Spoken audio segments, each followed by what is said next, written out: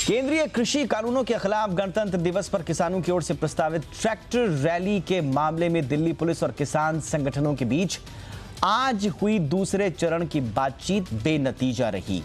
दरअसल किसान नेता अपने इस रुख पर कायम रहे कि 26 जनवरी को राष्ट्रीय राजधानी के बाहरी रिंग रोड पर यानी कि आउटर रिंग रोड पर ही वो ये रैली निकालेंगे।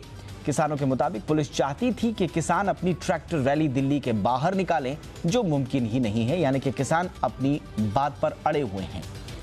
यह समझा जा सकता है कि फिलहाल पुलिस ने आउटर रिंग रोड पर रैली निकालने को किसानों को मना कर दिया है। किसान आंदोलन पर कांग्रेस नेता राहुल गांधी ने एक बार फिर केंद्र सरकार पर निशाना साधा है। राहुल गांधी ने ट्वीट करते हुए कहा कि तीनों नए कानून किसान विरोधी हैं। केंद्र सरकार को रोज रोज नए जुमले लाना बंद करना चाहिए और तीनों कृषि कानूनों को फौरन रद्द करना चाहिए। आपको बता दें कि गतिरोध खत्म करने के लिए किसान और सरकार के बीच 10 दौर की बैठक हो चुकी है, लेकिन अभी तक बात नहीं बनी है। किसान अपने रुख पर कायम है। किसानों की 26 जनवरी को ट्रैक्टर रैली निकालने की भी योजना है। आपको बता दें कि किसानों और सरकार के बीच कल यानी 22 जनवरी को 11वें दौर की बैठक होनी है।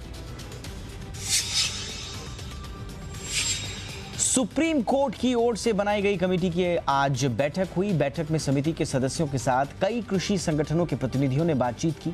आज की बैठक में 8 राज्यों के करीब 10 किसान संगठनों ने समिति के सामने अपनी बात रखी। सुप्रीम कोर्ट ने 4 सदस्यों की यह समिति बनाई थी। इसमें से एक सदस्य ने नाम वापस ले लिया और अब 3 सदस्यीय समिति किसानों से कृषि बिलों पर बात कर रही है। समिति को बातचीत के बाद अपनी रिपोर्ट सुप्रीम कोर्ट को सौंपनी है। समिति पर उठ रहे सवालों के बाद सुप्रीम कोर्ट ने यह साफ किया था कि समिति कोई फैसला नहीं लेगी, बल्कि किसानों के साथ बातचीत के आधार पर सिर्फ अपनी रिपोर्ट तैयार करेगी। 16 जनवरी से वैक्सीनेशन के शुरू होने के बाद से देश में करीब 600 साइड इफेक्ट्स के मामले सामने आ चुके हैं। वैक्सीनेशन का आज 6वां दिन रहा और अब तक 1,92,000 से ज्यादा कोरोना वॉरियर्स को टीका लगाया गया है। कुछ राज्यों में टीका लगने के बाद मौत की खबरें भी आई। उत्तर प्रदेश और कर्नाटक में हुई मौतों के मामले में पोस्टमार्टम रिपोर्ट में मौत की वजह वैक्सीनेशन नहीं पाई गई है, जबकि तेलंगाना में हुई मौत के बाद पोस्टमार्टम रिपोर्ट का इंतजार है। इस पर स्वास्थ्य मंत्री डॉक्टर हर्षवर्धन ने बयान दिया है। उन्होंने कहा कि वैक्सीनेशन पूरी तरह से सुरक्षित और प्रभावी है।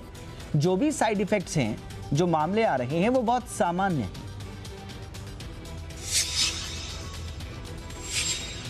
ICMR जिसने स्वयं वैक्सीन बनाने में कंट्रीब्यूशन किया, भारत बायोटेक के साथ उसके डीजी स्वयं, ये सब लोगों ने सबसे पहले दिन सबसे आगे आकर जो है वैक्सीन को लगाया है।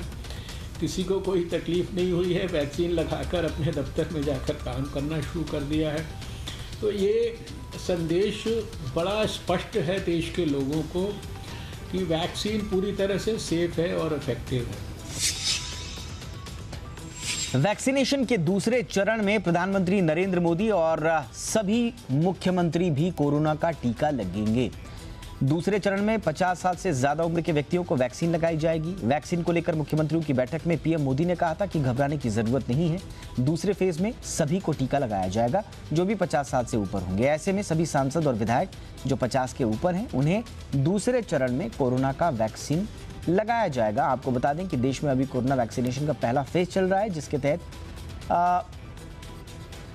कई स्वास्थ्य कर्मियों को टीके की पहली डोज दी जा चुकी है।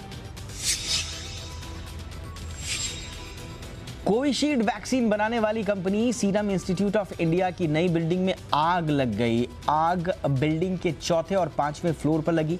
हालांकि अभी तक आग लगने के कारणों का पता नहीं चल सका है। जांच जारी है। हादसे के बाद सीरम इंस्टीट्यूट ऑफ इंडिया ने सफाई दी है और कहा है कि कोरोना की वैक्सीन पूरी तरह से सुरक्षित है और जिस बिल्डिंग में आग लगी है वहां पर BCG का टीका रखा हुआ था।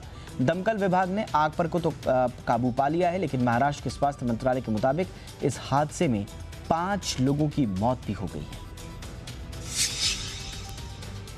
कोरोना का वायरस का दम धीरे धीरे निकलना शुरू हो गया है। बीते 24 घंटे में 15,500 से भी कम मामले सामने आए और करीब 20,000 लोग इस दौरान कोरोना से ठीक भी हुए।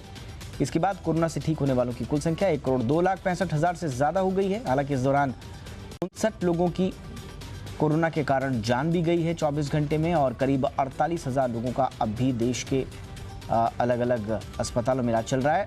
अच्छी बात यह है कि देश के रिकवरी रेट बढ़कर जो है वो 97% के करीब पहुंच गया है।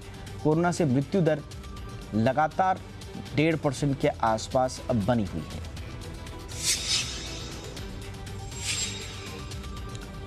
पश्चिम बंगाल में सत्तारूढ़ तृणमूल कांग्रेस ने गुरुवार को निर्वाचन आयोग की पूर्ण पीठ से मुलाकात की और आरोप लगाया कि बीएसएफ यानी कि बॉर्डर सिक्योरिटी फोर्स राज्य के सीमावर्ती इलाकों में रहने वाले लोगों को धमका रही है और एक विशेष राजनीतिक दल को वोट देने के लिए कह रही है। बीएसएफ ने टीएमसी के आरोपों का खंडन किया है। बीएसएफ ने स्टेटमेंट जारी कर कहा है कि पश्चिम बंगाल के शिक्षा मंत्री पार्थ चटर्जी द्वारा लगाए गए तमाम आरोप झूठे हैं, निराधार हैं।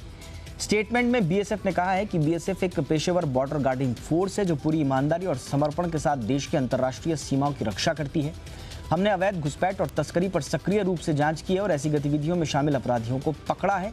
ऐसे में टीएमसी के शिक्षा मंत्री पश्चिम बंगाल के मंत्री के द्वारा लगाए गए आरोप पूरी तरह से निराधार है।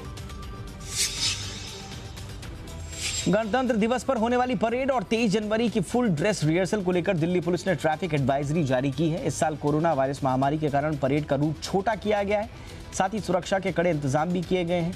इस दौरान कई मेट्रो स्टेशन बंद रहेंगे और कई रूट्स पर ट्रैफिक भी डाइवर्ट किया जाएगा। 26 तारीख की परेड नेशनल स्टेडियम पर खत्म होगी और झांकियां जो हैं वो लाल किले तक जाएंगी। इसके साथ ही किसानों की ट्रैक्टर रैली को लेकर पुलिस ने कहा कि गणतंत्र दिवस परेड को बिना किसी व्यवधान के करवाना हमारी ड्यूटी है और उसके लिए पुलिस पूरी तरह से प्रतिबद्ध है।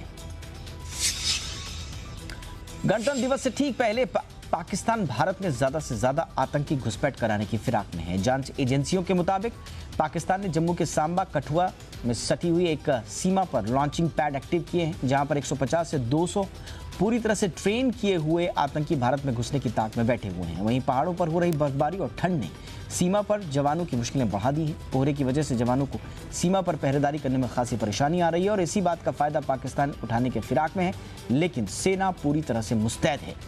आपको बता दें कि हाल ही में भारतीय सेना के जवानों से सीमा पर आतंकवादियों की बनाई गई सुरंग खोज निकाली गई थी, जिसके जरिए वो घुसपैठ करना चाहते थे।